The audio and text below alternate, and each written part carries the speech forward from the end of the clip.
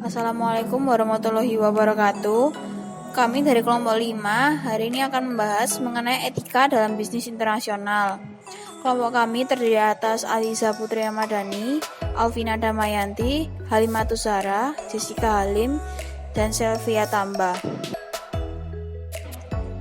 Di sini terdapat 4 hal yang akan dibahas. Yang pertama adalah isu-isu yang berkaitan dengan etika dalam bisnis internasional. Yang kedua, dilema etika dalam aktivitas bisnis internasional. Yang ketiga, relevansi antara aktivitas bisnis internasional dengan isu-isu etika. Dan yang terakhir adalah mini case study.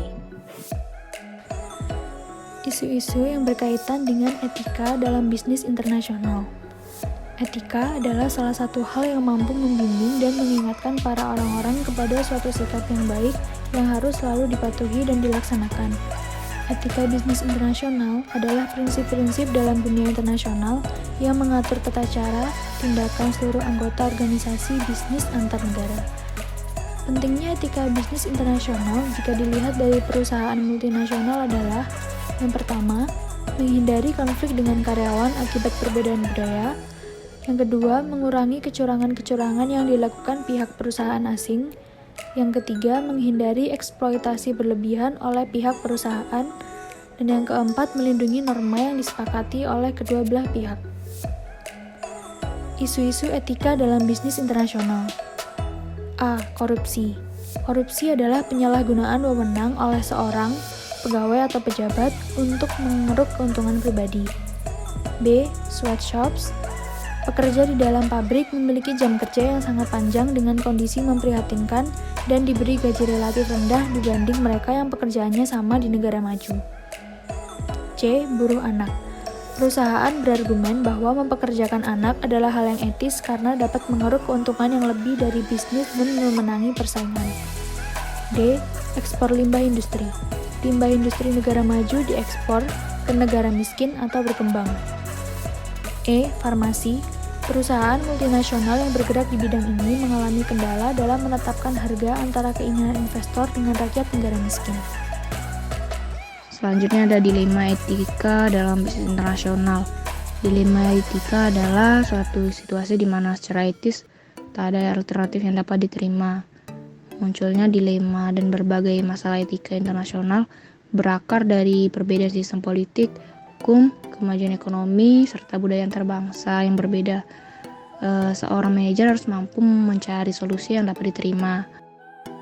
Pengambilan keputusan yang beretika yaitu satu dalam menerima dan promosi pegawai, budaya organisasi yang menetapkan keutamaan nilai dan etika, memastikan pimpinan yang beretika dan konsisten, proses pengambilan keputusan yang mempertimbangkan dimensi etika terhadap stakeholders, dan membangun keberanian moral, seperti berani menolak bila tidak etis. Beberapa hal yang mendasari perlunya etika dalam kegiatan bisnis. 1. Selain mempertaruhkan barang dan uang untuk tujuan keuntungan, bisnis juga mempertaruhkan nama, harga diri, bahkan nasib manusia yang terlibat di dalamnya. Kedua, bisnis adalah bagian penting dalam masyarakat. Ketiga, bisnis juga membutuhkan etika yang setidaknya mampu memberikan pedoman baik bagi pihak-pihak yang melakukannya. Dalam menciptakan etika bisnis, ada beberapa hal yang perlu diperhatikan, antara lain ialah 1. Pengendalian diri, 2. Pengembangan tanggung jawab sosial, 3. Mempertahankan jati diri dan tidak mudah untuk terombang-ambing oleh pesatnya perkembangan informasi dan teknologi, 4. Menciptakan persaingan yang sehat, 5. Menerapkan konsep pembangunan berkelanjutan, 6. Menghindari sifat 5K, 7.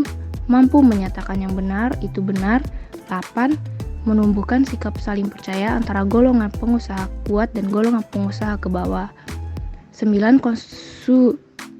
Konsekuen dan konsisten dengan aturan main yang telah disepakati bersama, yang ke-10. Menumbuhkan kembangkan kesadaran dan rasa memiliki terhadap apa yang telah disepakati. Ke-11, perlu adanya sebagian etika bisnis yang dituangkan dalam suatu hukum positif yang berupa peraturan perundang-undangan. Masalah etika dalam bisnis dapat diklasifikasikan ke dalam 5 kategori, yaitu 1. Suap. Suap dimaksudkan untuk memanipulasi seseorang dengan membeli pengaruh. 2. Paksaan. Dapat berupa ancaman untuk mempersulit kenaikan jabatan, pemecatan, atau penolakan industri terhadap seorang individu. Ketiga, penipuan. Adalah tindakan memberdaya, menyesatkan yang disengaja dengan mengucapkan atau melakukan kebohongan. Keempat, pencurian. Adalah merupakan tindakan mengambil sesuatu yang bukan hak kita atau mengambil properti milik orang lain tanpa persetujuan pemiliknya. Yang kelima, diskriminasi tidak jelas. Adalah perlakuan tidak adil atau penolakan terhadap orang-orang tertentu yang disebabkan oleh ras, jenis kelamin, kewarganegaraan, atau agama. Selanjutnya saya akan membahas tentang relevansi antara aktivitas bisnis internasional dengan isu-isu etika. Menurut pendekatan dasar dalam merumuskan tingkah laku etika bisnis menurut von der Embes dan R.A. Wegley, mereka menyatakan bahwa terdapat 3 pendekatan. Yang pertama, ada utilitarian approach, di mana setiap tindakan harus didasarkan pada konsekuensinya. Oleh karena itu, dalam bertindak, seseorang harusnya mengikuti cara-cara yang dapat memberi manfaat sebesar-besarnya kepada masyarakat, dengan cara yang tidak membahayakan dan dengan biaya serendah-rendahnya. Individual right approach, di mana setiap orang dalam tindakan dan kelakuannya memiliki hak dasar yang harus dihormati. Namun, tindakan apapun tingkah laku tersebut harus dihindari apabila diperkirakan akan menyebabkan terjadinya benturan dengan hak orang lain. Yang ketiga, justice approach, di mana setiap pembuat keputusan mempunyai kedudukan yang sama dan bertindak adil dalam memberikan pelayanan kepada pelanggan baik secara perseorangan ataupun secara kelompok. Etika bisnis dalam perusahaan memiliki peran yang sangat penting, yaitu untuk membentuk suatu perusahaan yang kokoh dan memiliki daya saing yang tinggi, serta mempunyai kemampuan menciptakan nilai atau value creation yang tinggi. Diperlukan suatu landasan yang kokoh, biasanya dimulai dari perencanaan strategis, organisasi yang baik, sistem prosedur yang transparan, dan didukung oleh budaya perusahaan yang andal, serta etika perusahaan yang dilaksanakan secara konsisten dan konsekuen. Permasalahan dalam etika bisnis. Permasalahan etika bisnis dapat muncul di berbagai aspek bisnis internasional. Contohnya dalam bidang produksi, muncul permasalahan etika terkait perusahaan dengan lingkungannya. Dan dalam bidang pemasaran, contohnya muncul permasalahan etika terkait pelaksanaan promosi, seperti adanya unsur seks dan advertising. Dalam bidang keuangan, terkait insider trading. Dan dalam bidang haki atau hak atas kekayaan intelektual, misalnya terkait pembajakan, pemalsuan, dan business intelligence. Dalam bidang tenaga kerja, misalnya terkait pemberian upah buruh yang sangat rendah untuk memproduksi barang yang relatif mahal harganya, serta diskriminasi gender, suku, dan agama dalam pekerjaan. Selanjutnya, kami akan memaparkan analisis dari kelompok kami. Kasus ini bermula dari adanya penarikan peredaran atau larangan beredarnya mie instan merek Indomie di Taiwan oleh pemerintah Taiwan. Pemerintah Taiwan menyebutkan bahwa kebijakan penarikan atau pelarangan ini disebabkan oleh adanya kandungan bahan pengawet yang berbahaya bagi manusia dalam mie instan merek Indomie. Pada Jumat 8 Oktober 2010, pihak Taiwan telah memutuskan untuk menarik semua jenis produk Indomie dari peredaran.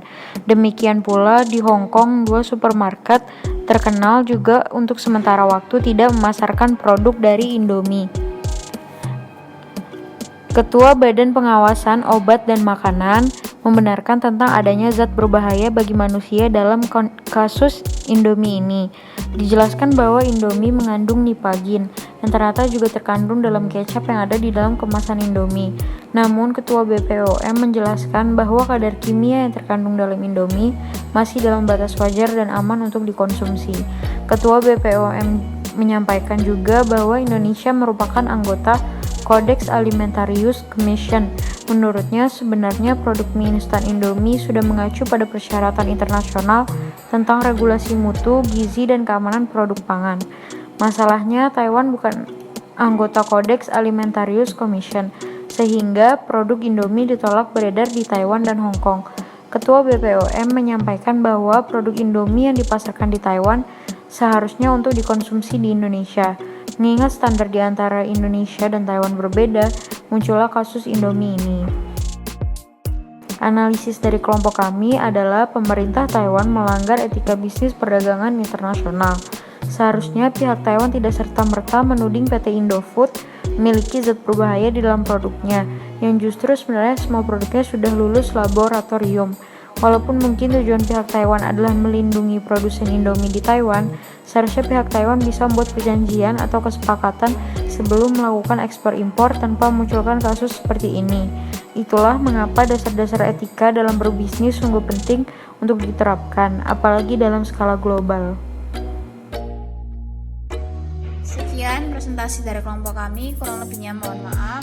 Terima kasih.